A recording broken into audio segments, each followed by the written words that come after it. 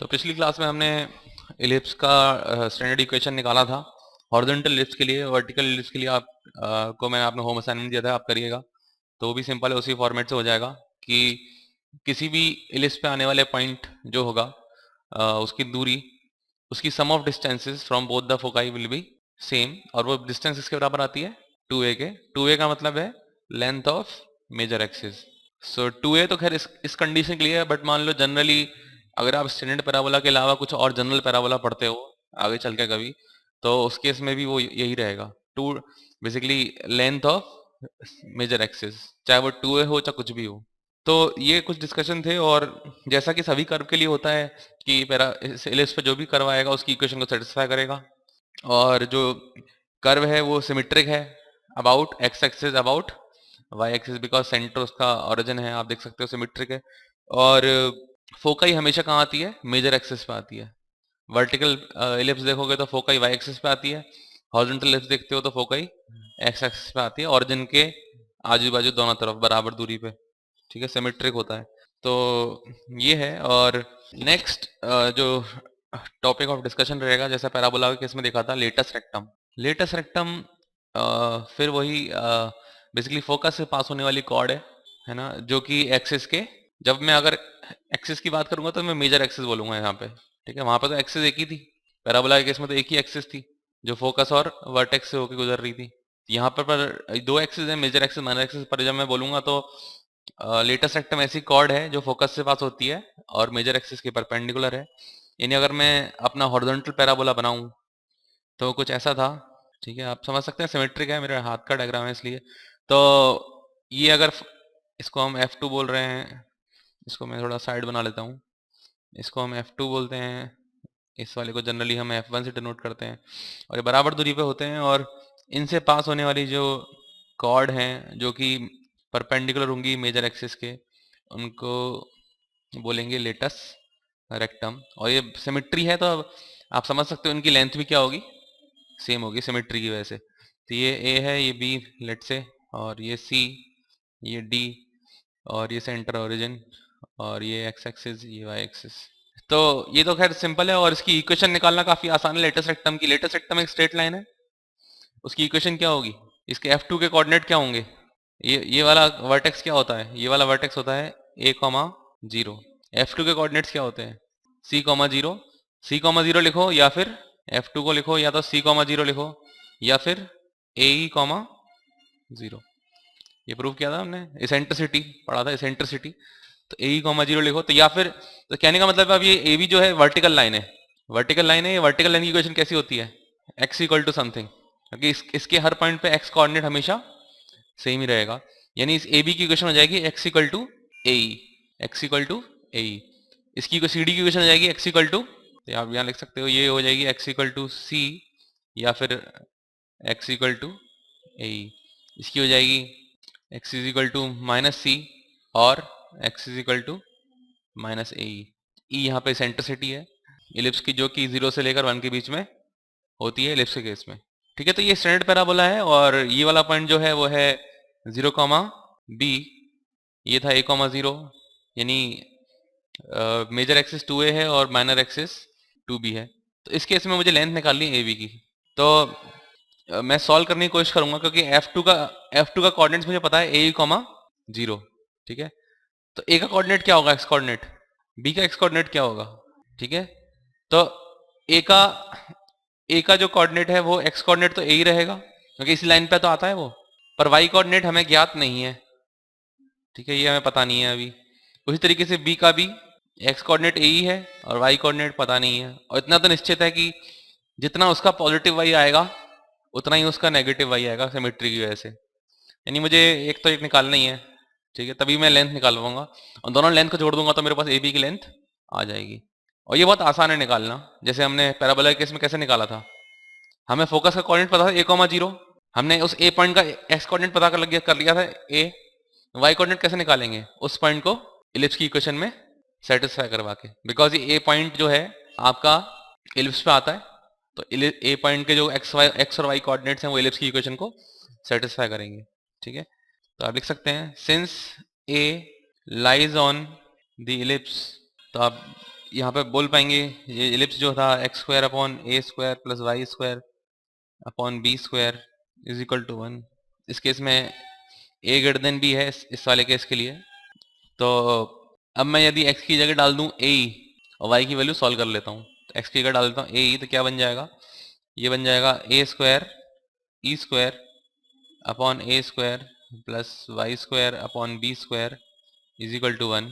ए square से आप काट सकते हो, ये बन जाएगा y square is equal to b square times 1 minus e square.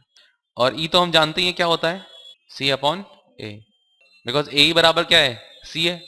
तो ई क्या हो जाएगा, सी अपॉन ए हो जाएगा। ई सी अपॉन ए हो जाएगा तो क्या बन जाएगा, सी स्क्वायर अपॉन ए स्क्वायर।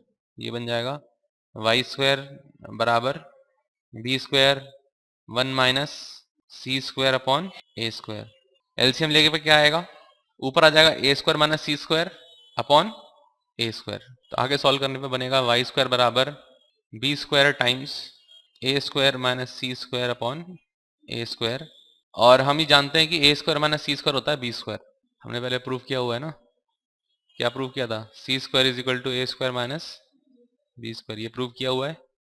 तो a square minus c square क्या आएगा। तो इन सब बेसिकली इधर उधर फॉर्मूले को उठापटक करने में आप काफ़ी तेज होने चाहिए, अगर आपको कम से कम फॉर्मूला याद रख के अपना सारे सवाल सॉल्व करने हैं तो ठीक है। तो यहाँ पे a square minus c square B square बन जाएगा, तो ये बन जाएगा y square is equal to b square multiply by b square, ये बन जाएगा b to the power 4 upon A square. ठीक है, तो ये बन जाएगा y square is equal to, अब इसका मैं स्क्वायर कर लेता हूँ, बी की पावर 4 क्या होगा, बी स्क्वायर का स्क्वायर, ये होगा ए का स्क्वायर, यानी ये हो जाएगा बी स्क्वायर अपॉन ए। और क्योंकि स्क्वायर है तो मैं प्लस माइनस भी लगा सकता हूँ का स्क्वायर। इससे क्या आया मेरे पास, y की दो वैल्यू आ गई, तो y आ जाएगा, एक सॉल्यूशन तो होगा y का बी स्क्वायर अपॉन ए और एक सॉल्यूशन होगा माइनस बी स्क्वायर अपॉन ए। दो सॉल्यूशन क्यों आए हैं, दो सॉल्यूशन इसलिए आए हैं क्योंकि जब आपने एलिप्स को कहा मुझे ऐसे पॉइंट का y कोऑर्डिनेट पता करके दीजिए जिसका x कोऑर्डिनेट ए ही है, आपने बस यही तो कहा था। आपने एलिप्स को कहा मैं आपको x कोऑर्डिनेट ए ही दे रहा हूं, अब मुझे अपने पूरे एलिप्स में ढूंढ के बताइए कि x कोऑर्डिनेट ए ही वाले कितने y कोऑर्डिनेट हैं। उसने कहा x कोऑर्डिनेट ए ही वाला एक तो ये है और एक ये है, दोनों का x कोऑर्डिनेट ए ही है, तो वो y की कितनी वैल्यू देगा, दो वैल्यू देगा। और एक वैल्यू पॉजिटिव है एक वैल्यू नेगेटिव है, बिकॉज ये जो ए और बी है ये पॉजिटिव साइन के होते हैं क्योंकि ये लेंथ है, ठीक है, ये नेगेटिव नहीं होते। तो ये ऊपर वाला पॉइंट क्या होगा, बी स्क्वायर अपॉन ए, जिसका वाई कोऑर्डिनेट ऊपर वाले पॉइंट का बी स्क्वायर अपॉन होगा, नीचे वाले का, यानी कहने का मतलब है जो ए पॉइंट था, ए पॉइंट के कोऑर्डिनेट हो जाएंगे a e comma b square upon a, और बी के कोऑर्डिनेट्स हो जाएंगे a e comma minus b square upon ए।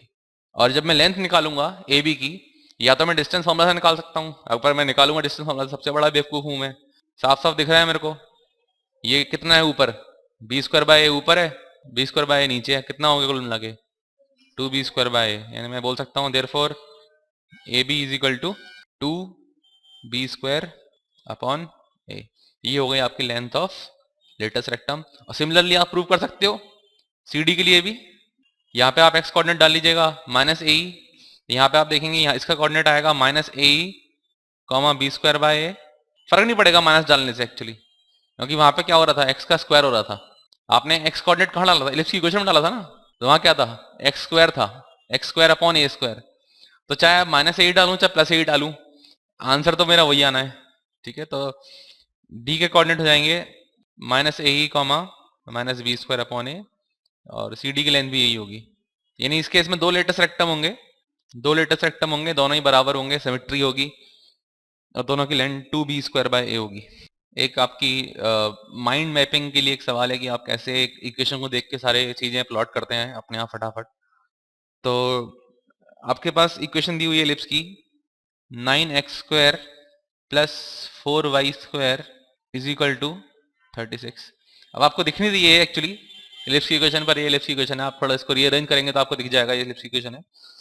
तो आपको इस केस के लिए बताना है कि इसके फोकाई बताने हैं आपको इस एलिप्स के, और आपको इसके वर्टिसेस बताने हैं।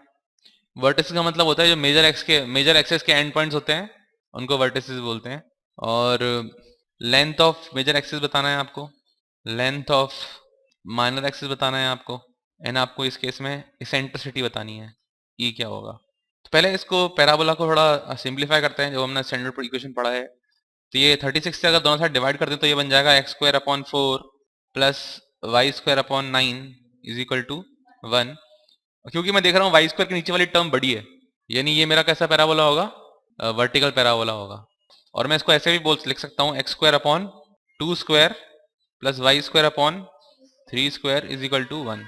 यानी ए की वैल्यू हो गई, ए की वैल्यू हो गई, आप कुछ भी ले सकते हैं, ऐसा कुछ नहीं है, आप कुछ भी ले, ऐसा नहीं है कि आप कम वाले कोई बेसिकली बी लिया जाए, ऐसा जरूरी नहीं है। आप इसको ए मान ले तो भी कोई दिक्कत, आपके मन में अंडरस्टैंडिंग क्लियर होनी चाहिए क्या है, ठीक है। तो ये हो गया। तो इस केस में अगर आप पैराबोला बनाएंगे तो कुछ ऐसा देखेगा वर्टिकल पैराबोला। ये वाला जो पॉइंट होगा, क्योंकि ये एक्स के साथ जो है 2 है, तो ये वाला पॉइंट होगा 2,0, ठीक है, ये सेंटर ओ है। और ये होगा -2,0, और ये होगा 0,3, और ये होगा 0,-3, ठीक है, वाई के साथ ये था। तो ये वर्टिसेस, तो मेजर एक्सिस कौन सी हो गई, मेजर एक्सिस ये है, तो मेजर एक्सिस के एंड पॉइंट्स कौन से हुए, 0,-3 और 0,3, ये वर्टिसेस हो गए, ठीक है, यानी ये वर्टिस है। और फोकाई क्या होगा, फोकाई हमेशा मेजर एक्सिस पे आता है, एक यहाँ पे आएगा F2, एक यहाँ पे आएगा F1। कैसे निकालेंगे उसको, C की वैल्यू निकाल के। C कैसे निकालते हैं, c square is equal to a square minus b square. अब देखो आपको अंडरस्टैंडिंग ध्यान रखनी पड़ेगी। अब इस फॉर्मूले में ये मैंने माना हुआ है कि मैं ए को बड़ा ले रहा हूँ। अब अगर ए को बड़ा नहीं लूंगा तो क्या हो जाएगा, ए छोटा हो गया मान लो, तो ए स्क्वायर बी स्क्वायर से छोटा हो जाएगा, तो ये क्वांटिटी क्या आएगी, नेगेटिव आएगी। कभी सी स्क्वायर नेगेटिव हो सकता है, तो सही नहीं होगा, ठीक है। तो हालांकि आपको फिर फॉर्मूला चेंज करना पड़ेगा, अगर आप ए और बी उल्टे मानते हो तो फिर आपको बी स्क्वायर माइनस ए स्क्वायर रखना पड़ेगा। तो ऐसा ही कर रख लेते हैं, कोई दिक्कत नहीं है कि ए को 3 बोल देते हैं जो बड़ी वाली साइड है, और इसको 2 बोल देते हैं, जो आपने कन्वेंशन याद करा है वही ठीक है। तो यानी ए की वैल्यू 3 है जो मेजर एक्सिस वाली साइड है, और बी की वैल्यू 2 है। तो ये आ जाएगा 9 माइनस 4 यानी कि 5, यानी सी की वैल्यू आ जाएगी √5। सी एक्चुअली प्लस माइनस नहीं आएगा, बिकॉज सी क्या है, सी लेंथ है। सी बेसिकली एक सेंटर की फोकाई से दूरी है, सी जो है एक लेंथ है। आप भले ही -c लगा लो, F1 का कोऑर्डिनेट आप क्या लिखते हो, F1 का कोऑर्डिनेट आप लिखते हो, F1 होगा 0, -c यानी 0, -√5, और F2 होगा 0, √5। तो ये फोकाई हो गया, वर्टिसेस हो गया। मेजर एक्सिस लेंथ क्या होगी, 2a यानी कि 6। माइनर एक्सिस की लेंथ होगी 2b यानी कि 4, ये 6 होगा, ये 4 होगा। इसेंट्रिसिटी कैसे निकालेंगे, इसेंट्रिसिटी होती है c अपॉन a। c क्या है √5, a क्या है 3। आप देख भी सकते हो √5 की वैल्यू 3 से कम होती है, यानी इसेंट्रिसिटी की वैल्यू आपकी 1 से कम आ रही है, ठीक है, एलिप्स के केस में 1 से कम आती है और 0 से बड़ी आती है। तो इस तरह आपने इसको पिक्चराइज कर लिया डायग्राम को, ये वर्टिकल पैराबोला था। अगला सवाल है, find the equation of the ellipse, जिसका आपको दिया हुआ है whose length of major axis is 20 and foci are ±5,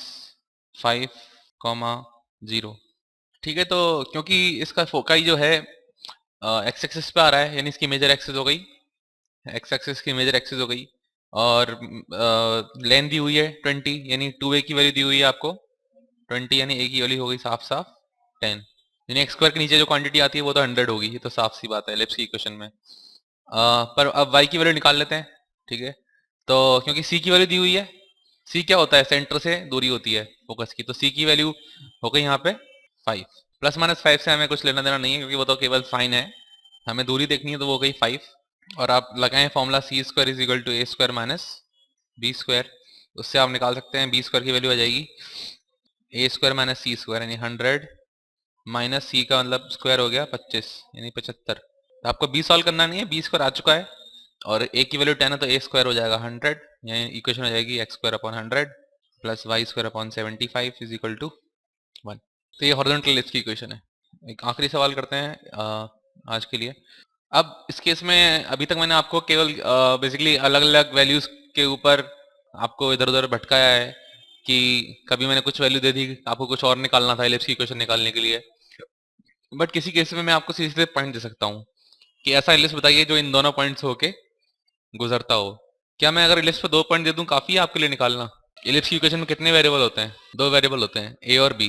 ठीक है, यानी अगर मेरे पास 2 पॉइंट दिए हों एलिप्स पे, तो अगर एलिप्स पे पॉइंट दिया हुआ तो वो उसकी इक्वेशन को सेटिस्फाई करेगा तो मेरे पास एक इक्वेशन आ जाएगी।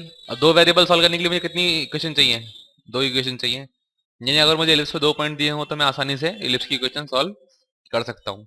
तो वैसे ही एक सवाल करते हैं कि आपको दिया हुआ है कि find the equation of the ellipse with major axis along the x axis and passing through the points. ऐसा एलिप्स जो कि जिसकी मेजर एक्सिस एक्स एक्सिस है और वो इन 2 पॉइंट्सों से गुजरता है, और पॉइंट दिए हुए हैं 4,3 एंड -1,4। तो शुरुआत करते हैं, अज्यूम करते हैं कि let the equation be x square by a square plus y square by b square is equal to 1। यहाँ 2 वेरिएबल है निकालने के लिए, ए और बी। ठीक है, और यहाँ पे क्योंकि हॉरिजॉन्टल एलिप्स दिया हुआ है मेजर एक्सिस एक्स एक्सिस से, यानी ए बी से बड़ा होगा। ठीक है, और इस पे 2 पॉइंट है तो सेटिस्फाई करेंगे उसको। ये कौन से क्वाड्रेंट में है? फर्स्ट क्वाड्रेंट में। ये है सेकंड क्वाड्रेंट में। एलिप्स जब सेकंड क्वाड्रेंट फर्स्ट क्वाड्रेंट में जाता है इन पॉइंट से होता हुआ जा रहा होगा। तो डालते हैं पॉइंट्स। पहला पॉइंट डाला, क्या आ जाएगा? 4 का स्क्वायर 16 बटे ए स्क्वायर प्लस 9 बटे B square is equal to 1। ये पहली इक्वेशन हो गई। दूसरी इक्वेशन -1 डाल दो तो ये आ जाएगा 1 upon A square plus 16 upon B square is equal to 1। ये हो गई सेकंड इक्वेशन। अब आपको ए स्क्वायर बी स्क्वायर की वैल्यू सॉल्व करनी है।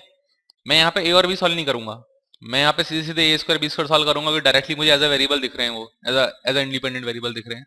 इस तरह के सवालों को करने का सबसे अच्छा तरीका जो मुझे दिखता है कि एक वेरिएबल को, एक इक्वेशन को किसी ऐसी चीज से मल्टीप्लाई कर दो कि आपकी एक क्वांटिटी कट जाए। अगर मान लो मैं नीचे वाली में यहाँ पे 1 है, मैं 1 का फायदा उठा लेता हूँ। मैं क्या करता हूँ, नीचे वाली इक्वेशन को, सेकंड इक्वेशन को मैं 16 से मल्टीप्लाई कर देता हूँ। ठीक है, यानी अगर मैं सेकंड इक्वेशन को 16 से मल्टीप्लाई कर दूं तो मेरे पास क्या आएगा? ये आ जाएगा 16 अपॉन ए स्क्वायर प्लस 16 इंटू 16 होता है 256 upon B square is equal to 16। क्योंकि मैंने 16 से मल्टीप्लाई कर दिया है, क्योंकि 16 यहाँ आ गया तो 16 मल्टीप्लाई हो गया, और यहाँ पे भी 16 आ गया। इसको मैंने बोल दिया लेट से थर्ड इक्वेशन। अब पहली और तीसरी इक्वेशन में देखिए आप, यहाँ पर भी 16 अपॉन ए स्क्वायर है, यहाँ पर भी 16 अपॉन ए स्क्वायर है। तो अब और यहाँ पे देखिए 9 अपॉन बी स्क्वायर है, और यहाँ पे 256 अपॉन बी स्क्वायर है। क्योंकि 256 बड़ा होता है तो मैं क्या करूंगा, मैं थर्ड में से फर्स्ट को माइनस कर दूंगा। थर्ड में से फर्स्ट को माइनस करते ही 16 अपॉन ए स्क्वायर कट जाएगा, और क्या बचेगा? 256 upon B square minus 9 upon B square LCM लेने में बचेगा 256 minus 9 upon B square is equal to 16 minus 1 15, और 256 माइनस 9 होता है 247। ठीक है, 247 होता है, तो ये आ जाएगा बी स्क्वायर बराबर आ जाएगा आपके पास 247 डिवाइड बाय 15। और इस बी स्क्वायर को आप किसी भी इक्वेशन में डाल दीजिए, सब्स्टिट्यूट करने पर आप पाएंगे कि ए स्क्वायर की आपकी वैल्यू आ जाएगी 247 अपॉन 7। इसको आप सब्स्टिट्यूट कर दीजिए और फिर आप अपना आंसर निकाल लीजिए। ठीक है, तो आप डू योर सेल्फ। ठीक है, आज के लिए डिस्कशन इतना ही रखते हैं हम। Thank you. 3